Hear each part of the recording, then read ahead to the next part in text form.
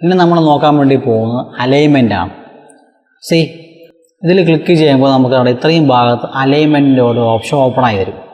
ഞാൻ ഇതിനെ ക്ലിക്ക് ചെയ്തു, താഴത്തതിനെ ക്ലിക്ക് ചെയ്തു, മൂന്നാമത്തേനെ ഷിഫ്റ്റ് പ്രസ് ചെയ്ത് ക്ലിക്ക് ചെയ്തു, മൂന്നും ഷിഫ്റ്റ് പ്രസ് ചെയ്ത് ക്ലിക്ക് ചെയ്തു. നമുക്കത് ഒരേപോലെ ആക്കണം. ചെയ്യേണ്ടത് നമുക്കിവിടെ ഒരു അലൈൻമെൻറ്റ് ലെഫ്റ്റ് ഉണ്ട്, അത് ക്ലിക്ക് ചെയ്താൽ നമുക്ക് ഒരുപോലെ ആയില്ലേ. ഇനി നമുക്ക് ഇതിൻ്റെ ഇടയിലുള്ള സ്പേസ് ഒന്ന് കറക്റ്റ് ചെയ്യണം. ഒന്നുകിൽ നമുക്കത് അവിടെ പ്രസ് ചെയ്താൽ സ്പേസ് കറക്റ്റ് ആവും, അതല്ലെങ്കിൽ ഇതാണ്ട് ഡിസ്ട്രിബ്യൂട്ട് വെർട്ടിക്കൽ സ്പേസിങ് അത് കൊടുത്തു കഴിഞ്ഞാൽ സ്പേസ് കറക്റ്റായി മാറും. ഇനി എനിക്ക് ഇതിനെ ലെഫ്റ്റ് അലൈൻമെൻറ്റ് കൊടുക്കണം.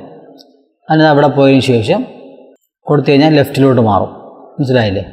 ഇനി എനിക്ക് ഇതിനെ ടോപ്പ് അലൈൻമെൻറ്റിന് കൊടുക്കണം. ടോപ്പിലേക്ക് പോയി ഒട്ടിയിരിക്കണം. ഇത് മൂന്നുള്ള ഒരുമിച്ച് സെലക്ട് ചെയ്തതിന് ശേഷം ടോപ്പ് അലൈൻമെൻറ്റ് കൊടുത്താൽ മതി. അപ്പോൾ ഇനി സ്പേസിങ് കറക്റ്റാണ്. അങ്ങനെ ചെയ്യും. ഇവിടെ ക്ലിക്ക് കൊടുത്താൽ മതി, സ്പേസിങ് കറക്റ്റായി. ഇനി ഇത് വന്നതിന് ശേഷം നമുക്ക് ബോട്ടം അലൈൻമെൻറ്റാണ് വേണമെങ്കിൽ ഇത് ക്ലിക്ക് ചെയ്ത് കഴിഞ്ഞാൽ ബോട്ടം അലൈൻമെൻറ്റായി. സ്പേസ് ഇതാ ഇവിടെ വന്ന് ക്ലിക്ക് കൊടുത്തു കഴിഞ്ഞാൽ സ്പേസും കറക്റ്റായി കഴിഞ്ഞു. ഇതിപ്പോൾ ഇങ്ങനെ ഇരിക്കുകയാണ്.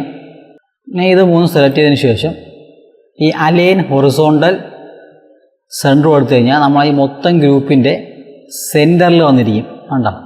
സെൻറ്ററിലോട്ട് വന്നിട്ട് ഹൊറിസോണ്ടൽ ആയി. ഇതിവിടെ ഇത് മെർജാവാൻ വേണ്ടി മെർജാവാനുള്ള കാര്യം ഇത് രണ്ട് ഇതുപോലെ ഒരുമിച്ചിരിക്കുന്നതുകൊണ്ടാണ്. ഒരുമിച്ച് വരുമ്പോൾ അത് മൂവ് ആവത്തില്ല. അപ്പോൾ മനസ്സിലായില്ലേ? അപ്പോൾ ഞാൻ ഇതിനെ താഴോട്ട് നീക്കി വെച്ചതിന് ശേഷം കാണിച്ചു തരാം. മൊത്തത്തിലൊന്ന് ഡ്രാഗ് ചെയ്യുക.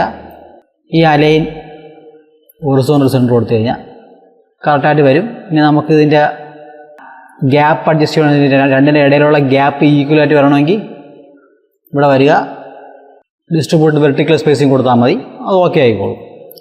ഇനി ഇതിപ്പോൾ ഇങ്ങനെയാണ് ഇരിക്കുന്നത്.